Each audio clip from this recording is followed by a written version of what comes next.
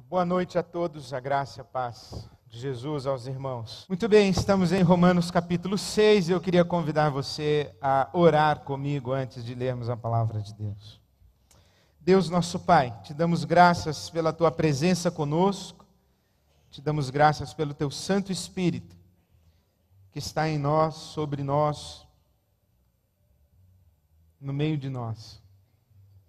Que o teu Espírito Santo nos guie à tua verdade, nos dê a tua palavra, e que este encontro contigo, pela tua palavra, faça diferença em as nossas vidas. Dá-nos nessa noite uma experiência contigo. Nós te pedimos, ó Pai, afeta a nossa maneira de pensar, de sentir, de viver. Toca a nossa vontade, toca o nosso coração, a nossa consciência, a nossa mente. Abre o nosso entendimento para o teu evangelho, a tua boa notícia. E pelo teu Espírito, dá consequência nas nossas vidas daquilo que o Senhor nos dará hoje à noite pela tua palavra. Te pedimos assim, Pai, que a tua palavra alcance aquele mais displicente, mais reticente, mais distante do Senhor, mais incrédulo, mais desesperançado, que a tua palavra vá buscar aqueles que são teus nessa noite para a tua glória. Te pedimos assim, Pai, em nome de Jesus. Amém. Amém. Romanos capítulo 6, verso 23. O salário do pecado é a morte, mas o dom gratuito de Deus é a vida eterna em Cristo Jesus, nosso Senhor. O salário do pecado é a morte, mas o dom gratuito de Deus é a vida eterna em Cristo Jesus, nosso Senhor. Vamos repetir juntos? O salário do pecado é a morte, mas o dom gratuito de Deus é a vida eterna em Cristo Jesus, nosso Senhor. Amém. A cruz de Cristo é a árvore da vida plantada no Monte Calvário. A cruz de Cristo é a árvore da vida plantada no Monte Calvário. Quando eu li esta expressão do Santo Ofício da Cruz na tradição ortodoxa, cristã ortodoxa oriental, eu logo imaginei que esta frase, esta declaração, a cruz de Cristo é a árvore da vida plantada no Calvário, bem poderia ser um resumo de toda a teologia do apóstolo Paulo nesta carta aos Romanos. Porque lembremos que, conforme a narrativa bíblica, no Gênesis, o ser humano, ele não está diante do bem e do mal. Lá no Jardim do Éden, o dilema humano não é escolher entre o bem e o mal, e ele escolheu o mal. A narrativa bíblica diz que no Jardim do Éden, o ser humano estava diante de duas árvores: a árvore do conhecimento do bem e do mal e a árvore da vida.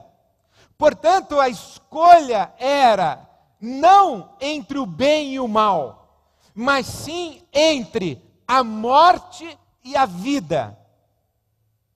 Porque o ser humano, mesmo antes de comer da árvore do conhecimento do bem e do mal, ou de praticar aquilo que a teologia convencionou chamar de pecado original, mesmo antes do pecado,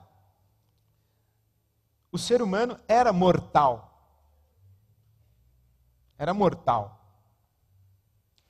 Ele seria revestido de imortalidade e teria vida, a vida chamada na Bíblia Sagrada de vida eterna, ou melhor dizendo, a vida incriada, a vida de Deus, a vida divina, se o ser humano tivesse comido da árvore da vida. Ele era mortal.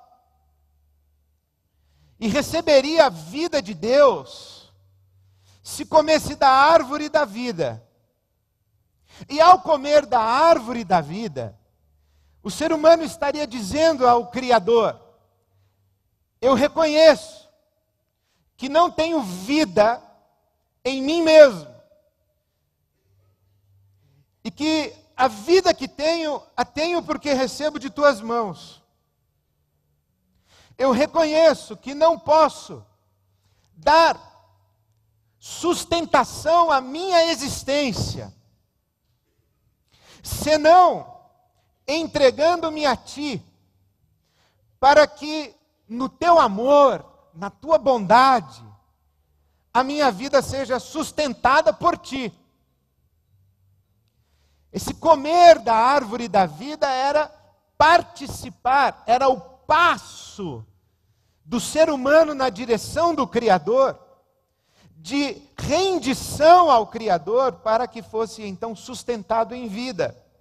Por isso é que quando Deus diz a Adão e Eva, para que não comam da árvore do conhecimento do bem e do mal, Deus diz assim: não coma, porque se você comer, você vai morrer.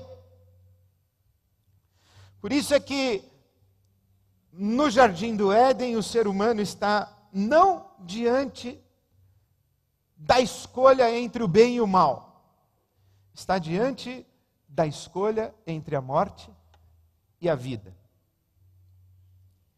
Ele come da árvore do conhecimento do bem e do mal, em vez de dar o passo na direção do Criador. Os cristãos ortodoxos também usam uma expressão muito interessante, a chamada pericorese, que é a dança da Trindade, a dança eterna da Trindade, que envolve todo o universo. Se você puder imaginar o Pai, o Filho e o Espírito Santo de mãos dadas, bailando e envolvendo em vida e sustentando todo o universo, o Pai, o Filho e o Espírito convidando o ser humano a que faça parte da sua comunhão e que participe de sua natureza divina. Então, a Bíblia Sagrada vai dizer que o ser humano come da árvore do conhecimento do bem e do mal, em vez de integrar-se à Trindade, ele se afasta da Trindade.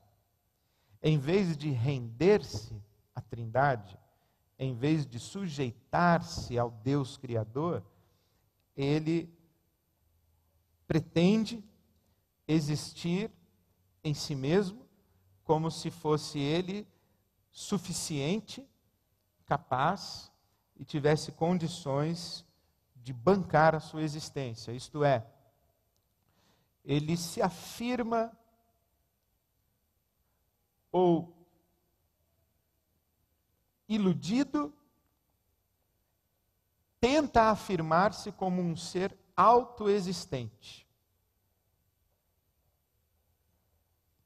E ao tentar afirmar-se como um ser autoexistente, em vez de lançar-se nos braços de Deus, ele morre. Porque nada existe fora de Deus. Nada existe senão sustentado por Deus. Nada existe senão aquilo que recebe de Deus a condição de existir, porque somente Deus é autoexistente, é incriado. Tudo quanto é criado depende da sustentação do Criador. Ele morre. E morrer significa deixar de existir. Ele não subsiste. Ele volta para a não existência. Aqui mesmo no capítulo 4 de Romanos, o apóstolo Paulo fala de Deus como aquele que chama à existência aquilo que não é, como se já fosse. Este ser humano que dá as costas para Deus, ele deixa de ser, volta para a não existência, ele cai no não ser, porque ele não está mais dentro do único ser, que é o ser divino. Por isso, acredito que já deveria estar claro para nós, a essa altura da nossa leitura de Romanos, que no entendimento do apóstolo Paulo, e especialmente na carta aos Romanos até agora, pecado não é uma questão de transgressão moral. Pecado é uma postura, é uma atitude em relação ao Deus Criador. Aqui o texto que acabamos de ler, o salário do pecado é a morte, mas o dom gratuito de Deus é a vida eterna. O texto que acabamos de ler não está dizendo que a consequência das transgressões morais é o inferno. A consequência dos pecados e dos atos pecaminosos é ir para o inferno. O que o apóstolo Paulo está dizendo, se bem compreendo, é que essa rejeição do Criador tem como consequência cair na não existência. É por isso que o dom gratuito de Deus não é meramente o perdão aos pecados. O dom gratuito de Deus é vida. Porque o grande problema do ser humano não é que ele faz coisas erradas e que Deus não gosta. O grande problema do ser humano é que ele é mortal.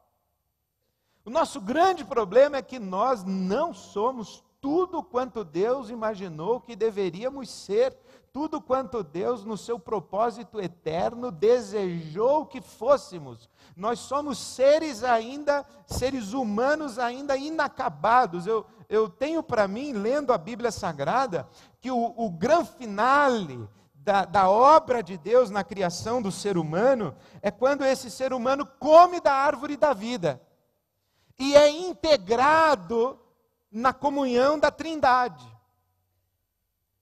e se torna participante da natureza divina, segundo a carta de Pedro, capítulo 1, versículo 4.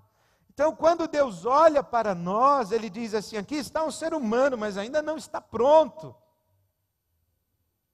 E ele será plenificado quando comer da árvore da vida. Mas ele não comeu da árvore da vida, ele deu as costas para nós e foi embora.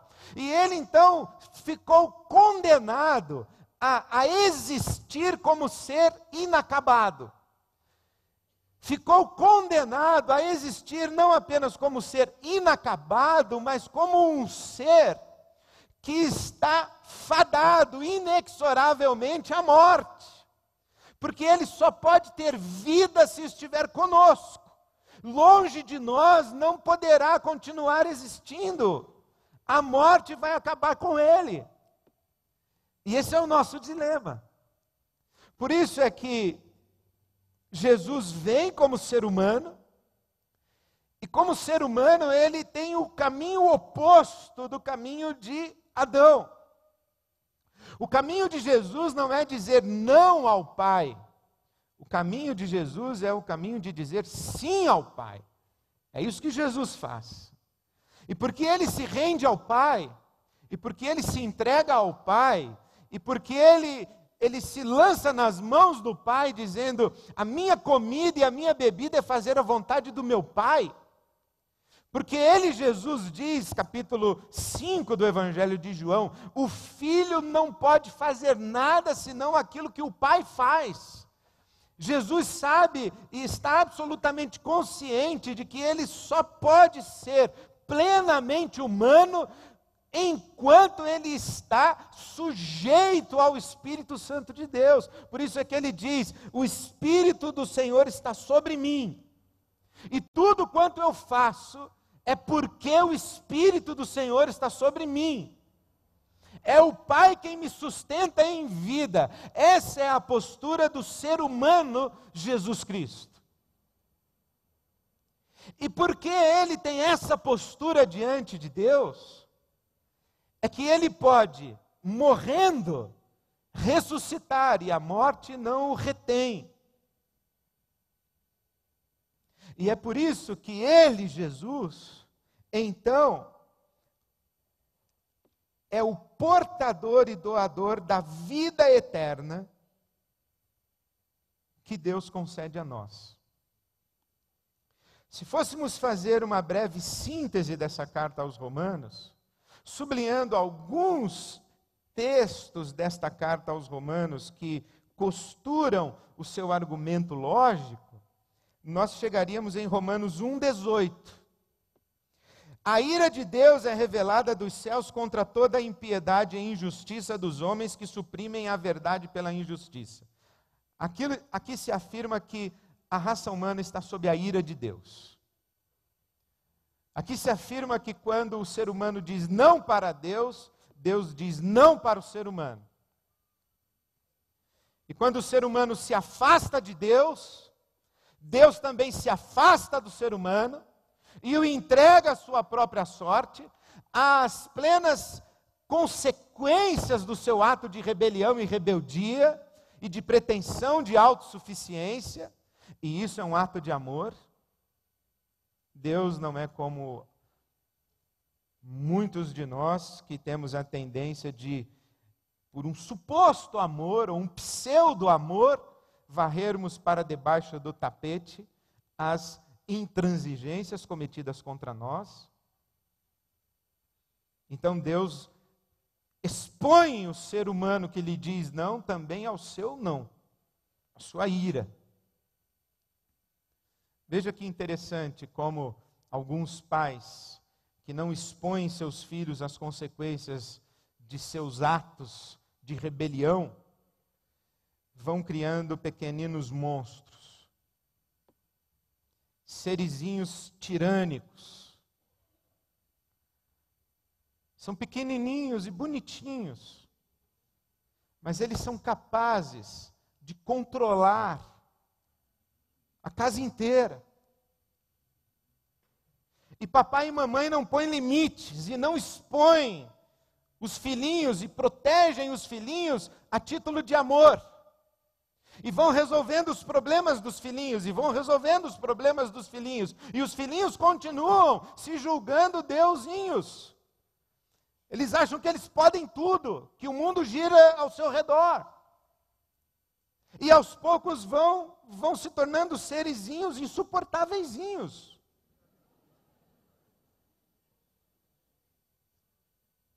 Mas não é assim que Deus faz. Então Romanos 1,18 diz: você me disse não.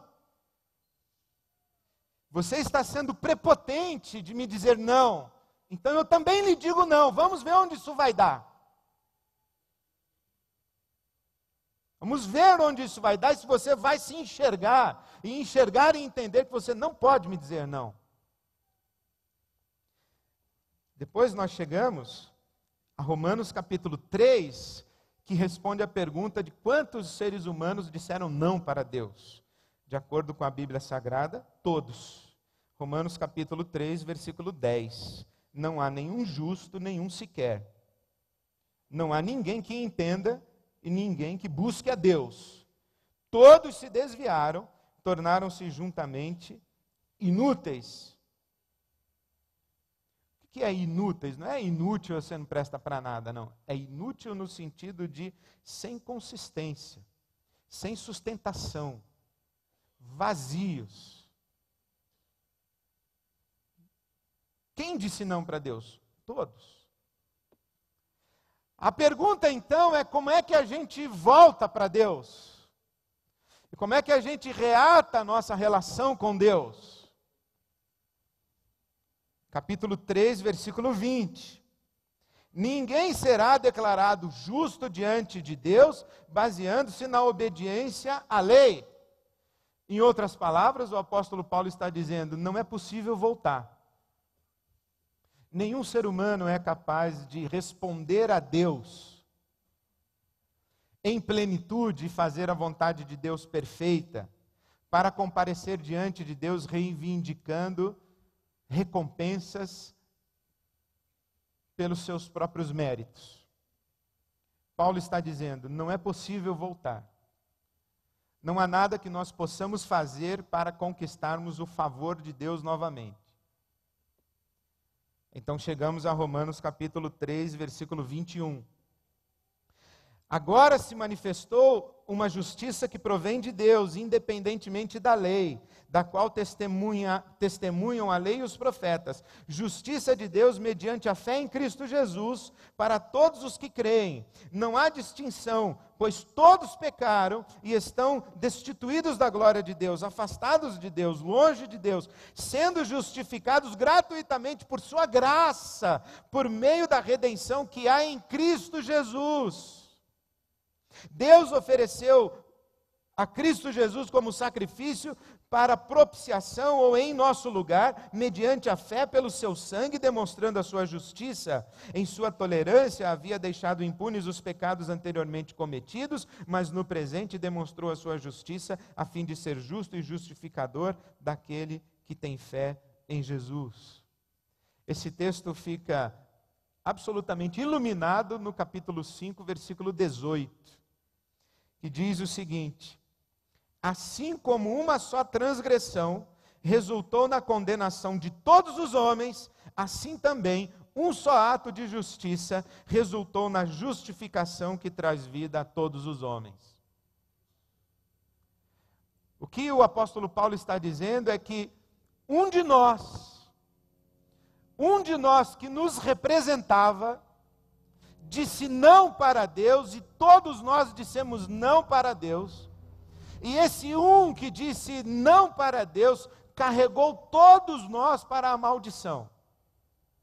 Mas também, um de nós disse sim para Deus, e quando esse um de nós disse sim para Deus, ele carregou consigo todos nós para debaixo da bênção de Deus. É esse o conceito que a Bíblia Sagrada vai usar e que a teologia vai chamar de justificação pela fé. Quando em Adão nós dissemos não para Deus e fomos embora, na condição em que estávamos, nenhum de nós poderia dizer sim para Deus. Então Jesus vem e se torna um de nós para que ele possa dizer sim para Deus. E dizendo sim para Deus, ele diz sim em nome de todos nós. Assim como em Adão nós nos tornamos herdeiros da morte, em Cristo nós nos tornamos herdeiros da vida divina, que é um dom que Deus nos concede. Mas tudo isso que lhes falei até agora foi a título de introdução.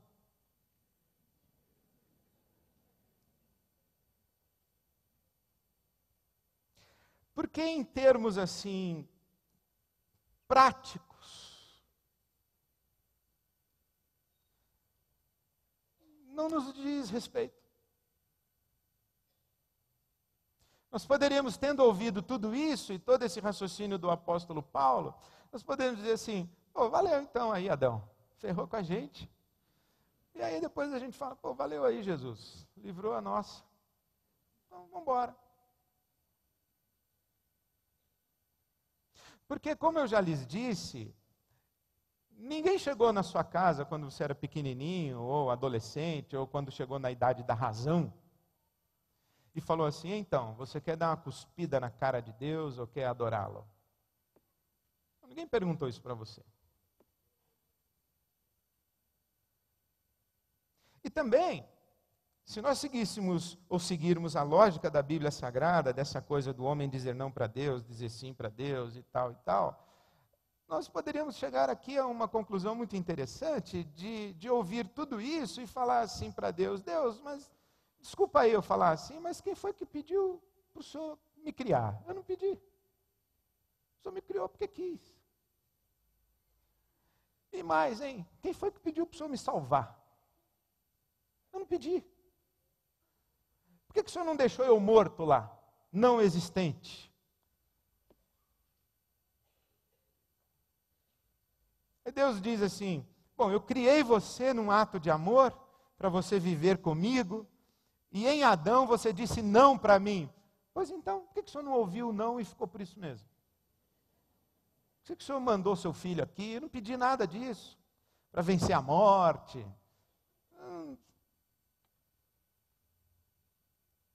Talvez Deus não tratasse essa nossa conversa com Ele com esse bom humor que eu estou tentando tratar aqui. Mas o fato é que você está aí. Tendo pedido ou não, você está aí. Você não pediu para vir à existência, não pediu para nascer. Deve estar pedindo para não morrer. Né? Você está aí. Você tem que viver. E o que é que você faz com a sua vida? Então eu queria tirar essa reflexão de até agora, do andar de cima, da metafísica, da espiritualidade, daquilo que concerne a Deus, porque tudo isso aqui concerne a Deus. Nas mãos de Deus estão todas as prerrogativas até agora. Deus diz assim: eu vou criar. Ok, Ele é Deus. Eu vou criar um ser à nossa imagem e semelhança. Ele é Deus, Ele pode criar o que Ele quiser, do jeito que Ele quiser. Eu vou criar um ser e vou definir a minha relação com Ele sendo uma relação de amor e liberdade. Eu dou amor e Ele diz se quer receber o meu amor ou não. Ok? E se Ele disser não? Se Ele disser não, eu vou amar tanto, mas tanto, que Ele não vai ter como dizer não, Ele vai acabar dizendo sim. E se Ele disser não e for embora de mim, eu vou buscá-lo, eu vou trazê-lo de volta. Tudo isso aí depende de Deus, está entendendo? Tudo isso aí está no coração de Deus, está na prerrogativa de Deus. Então eu digo para Deus assim: Deus, o Senhor me criou, eu vou morrer agora. E Deus diz assim: mas eu vou trazer você de volta para a vida, na ressurreição. Eu digo: tudo bem, Senhor. Tudo na mão de Deus. Agora, o que é que diz respeito a nós? Como é que a gente responde a essa realidade aqui? O que diz respeito a nós é que nós já nos demos conta que existe um jeito de ser humano e que há uma maneira de existir que se parece muito com a morte e uma maneira de existir que se parece muito com a vida. Há um existir humano que mastiga um gosto de morte o tempo inteiro. Que mastiga uma angústia amarga o tempo inteiro. Há uma maneira de ser humano que se caracteriza como uma infelicidade crônica, uma insatisfação perpétua, uma rotina densa e ruim que faz da existência um fardo, um peso, que é a sombra da morte esmagando assim a gente. E há um jeito de ser humano e de existir que se parece com vida. E quando a gente experimenta esse jeito de existir que se parece com vida, esse diálogo que eu acabei de fazer aqui anteriormente e imaginar, ele se torna absolutamente despropositado, porque quando a gente experimenta a vida mesmo, essa vida eterna, essa vida divina, esse poder da ressurreição, a gente diz assim: Deus, muito obrigado porque o Senhor me criou, porque o Senhor me chamou à existência, muito obrigado. Muito obrigado porque o Senhor se revelou a mim. Muito obrigado porque o Senhor se doou a mim. Muito obrigado porque o Senhor derramou o seu Espírito sobre mim. Muito obrigado porque o Senhor manifesta o poder da ressurreição na minha vida. Eu estou maravilhado, encantado. Eu não tenho palavras para expressar a minha gratidão, a minha adoração e te dar louvor. Eu quero isso e quero mais. Eu quero muito mais disso. Eu quero vida, mais vida, mais vida. Eu quero vencer a morte. Eu quero continuar para sempre, eu quero mais de ti, eu quero te conhecer mais. Então, essa ideia de, tudo bem, o Senhor me criou, por que não... Isso desaparece quando a gente experimenta, ainda que por frações e por mínimas porções, frações de tempo e por mínimas porções, isso que a Bíblia chama de vida e vida divina. Então, qual é esse jeito de existir que se parece com a vida e que faz a gente levantar as mãos para os céus em gratidão e adoração a Deus? Porque Ele, num gesto de amor, nos criou e nos chamou à existência. Eu penso que há 2 textos da palavra de Deus que lançam luzes sobre isso. O primeiro é o convite que Jesus nos faz em Mateus 16. Mateus 16, versículo 24. Ele diz assim: se alguém quiser acompanhar-me, negue-se a si mesmo, tome a sua cruz e siga-me. Pois quem quiser salvar a sua vida, a perderá.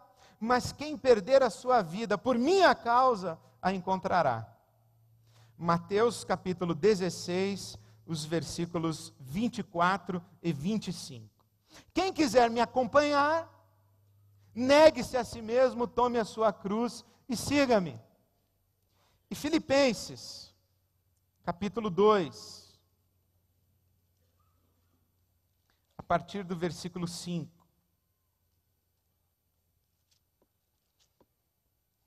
Palavras de São Paulo apóstolo: seja a atitude de vocês a mesma de Cristo Jesus, que embora sendo Deus, não considerou ser igual a Deus, que o ser igual a Deus era algo a que devia apegar-se, mas esvaziou-se a si mesmo, vindo a ser servo, tornando-se semelhante aos homens, e sendo encontrado em forma humana, humilhou-se a si mesmo, e foi obediente até a morte, e morte de cruz, e por isso Deus o exaltou à mais alta posição, e lhe deu um nome que está acima de todo nome, para que ao nome de Jesus se dobre todo o joelho, nos céus e na terra e debaixo da terra, e toda língua confesse que Jesus Cristo é o Senhor, para a glória de Deus Pai.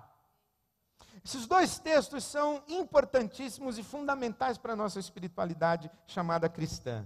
O texto de Mateus 16 é extraordinário, porque Jesus diz assim: se alguém quiser me acompanhar, acompanhar para onde? Acompanhar pelas ruas da Palestina, acompanhar fazendo dele o seu rabino e abandonando os outros rabinos do judaísmo da época, de então, e dizendo, não, agora eu vou seguir Jesus, a orientação desse rabino aqui. O que é acompanhar a Jesus? É reproduzir o estilo de vida de Jesus, é obedecer os mandamentos de Jesus, é abraçar os ensinamentos de Jesus e concordar com a sua visão de mundo. O que é seguir a Jesus? Seguir a Jesus é mergulhar na morte. Por quê?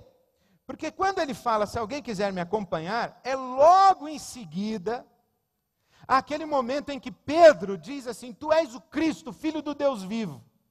Então Jesus diz, agora você então recebeu a revelação a respeito de mim, você sabe quem eu sou, você sabe que eu sou o Filho do Deus vivo, eu sou o Cristo, eu sou o Messias. Pois então agora a segunda lição, saiba que eu vou para Jerusalém, vou ser preso, vou morrer e vou ressuscitar ao 3º dia. Quem quer me acompanhar? Acompanhar para onde, Jesus? Para isso aí, nós vamos lá, nós vamos morrer. Quem vai morrer comigo?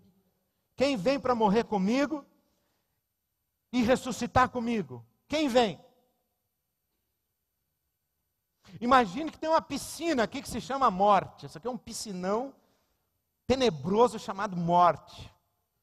E Jesus para aqui na beira da piscina e diz assim: eu vou pular, quem vem comigo? Disse, mas Jesus, o senhor vai pular, o senhor vai ficar aí. Ele falou, não vou. Eu não vou ficar aqui. Porque a morte não tem parte comigo, a morte não tem poder sobre mim, a morte não tem direito sobre mim. Eu vou mergulhar na morte, eu vou atravessar, eu vou sair lá do outro lado, vivo, ressurreto.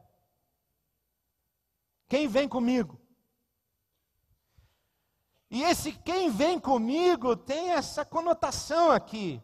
Quem quiser atravessar a morte comigo, pois negue-se a si mesmo, tome a sua cruz e siga-me. Esteja disposto a morrer para si, para viver para Deus. O que é isso senão exatamente o caminho inverso do caminho feito por Adão? O que fez Adão? Matou Deus para viver. Jesus está dizendo, errado. Quem mata a Deus não vive, morre. Só vive quem morre. Aí sim experimenta a vida verdadeira. Aí sim experimenta a vida divina. Qual foi o caminho de Jesus? Era Deus, esvaziou-se, humilhou-se, tornou-se homem, como homem tornou-se servo, como servo tornou-se obediente até a morte, morte de cruz, e então Deus o exaltou e deu a ele o nome acima de todo nome. Jesus, como Deus que se esvazia, e que, entenda-me bem, por favor, quando Jesus se esvazia, ele morre como Deus. Morre como Deus. Esse é o que ele está dizendo que nós devemos fazer. Eu morri para mim, para a glória do meu Pai. Então, se vocês querem vir comigo, vencer a morte, chegar do outro lado na ressurreição, se vocês querem saber o que é vida mesmo, vida de verdade, esse é o caminho de vocês. Morram para si mesmos. Não se apeguem à sua vida. Em outras palavras, o que Jesus está dizendo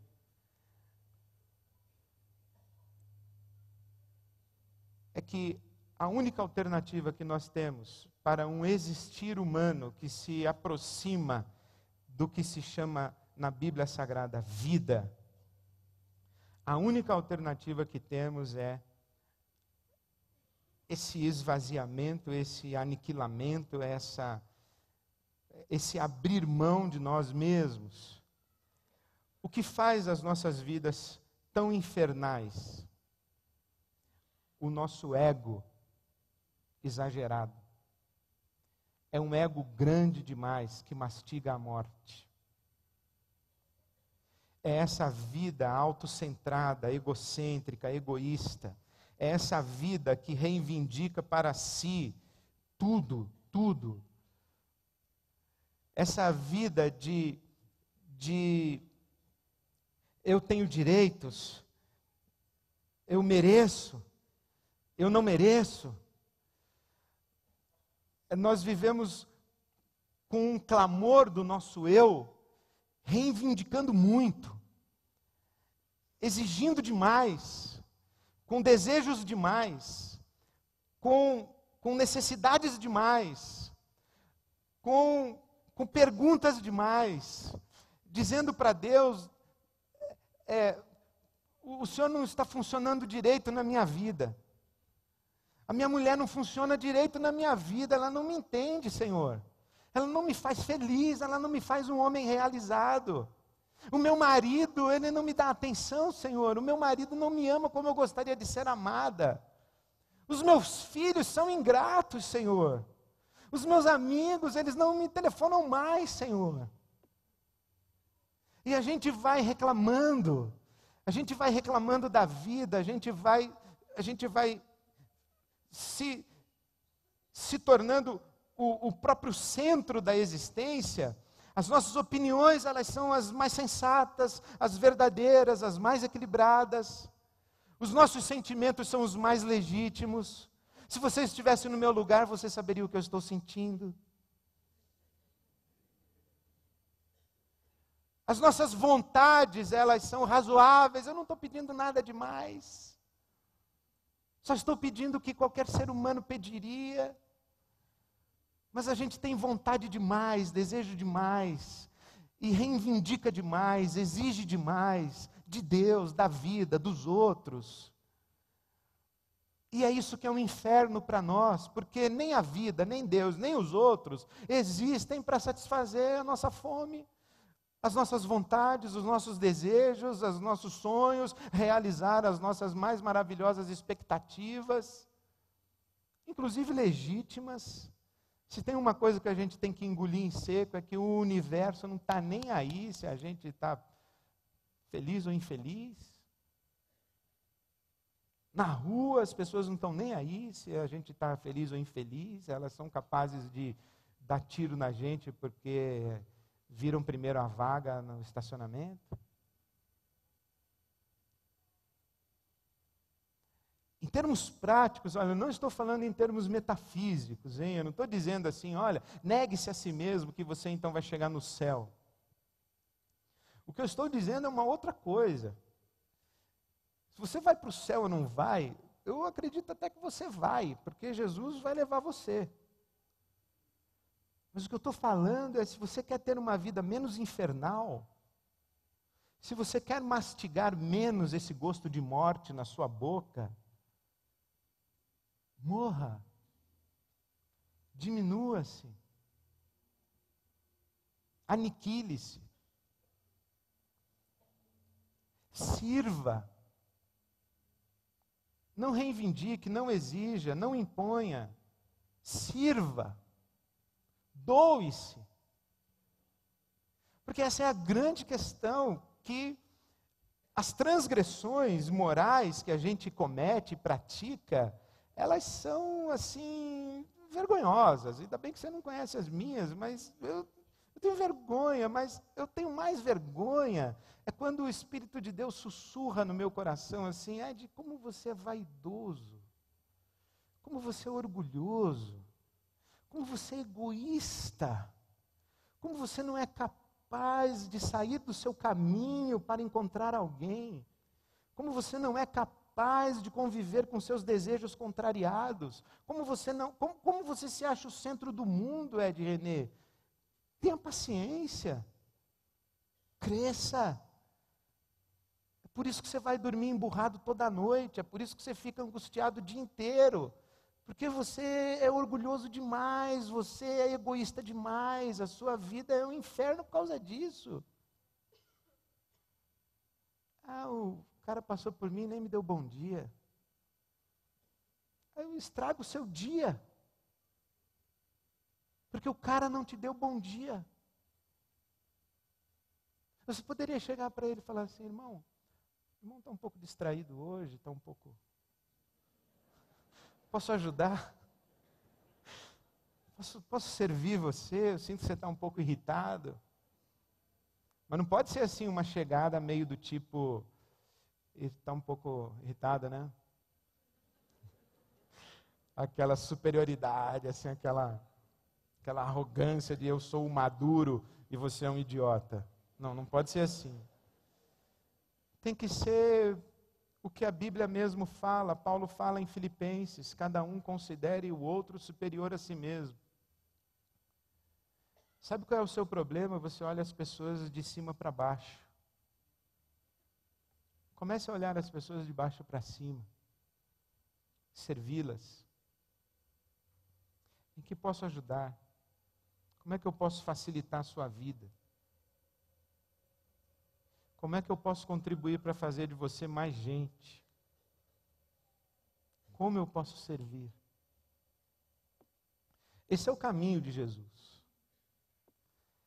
Porque nós podemos e vamos vencer a morte na ressurreição, e isso é obra de Deus em nós.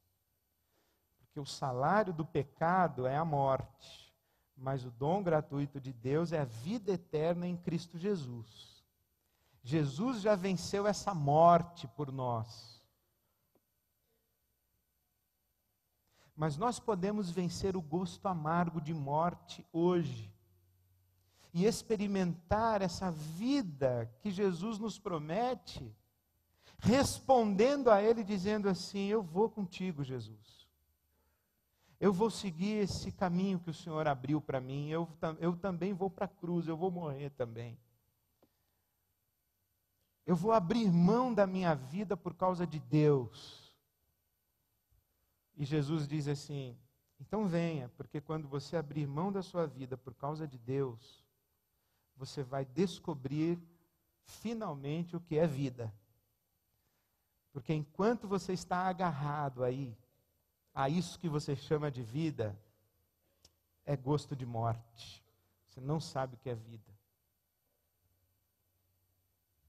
Então nós vamos vencer a morte por causa de Jesus Cristo na ressurreição. Mas a grande questão para todos nós aqui é como é que a gente vence esse gosto de morte que existe hoje. E Jesus falou: é só você, em vez de viver como Adão, você viver como Jesus. O que é viver como Adão? É matar Deus em favor do seu próprio eu. O que é viver como Jesus? É morrer em favor da glória de Deus. São esses os dois caminhos e as duas possibilidades existenciais que o Evangelho coloca diante de nós. Por isso nós podemos ler Romanos 6, dizendo: o salário do pecado é a morte, mas o dom gratuito de Deus é a vida eterna em Cristo Jesus, o nosso Senhor. E podemos dizer: a consequência de dizer não para Deus é cair na não existência. Mas no amor de Deus, Jesus Cristo vai nos buscar de novo na não existência e nos dar da árvore da vida. Quando a gente se deixa crucificar com Cristo lá no Calvário, a gente come da árvore da vida. Por isso é que a cruz de Cristo é a árvore da vida plantada no Calvário. É por isso que o apóstolo Paulo diz assim: se tenho que me gloriar em alguma coisa, eu me glorio na cruz de Cristo, na qual eu estou crucificado para o mundo e o mundo para mim.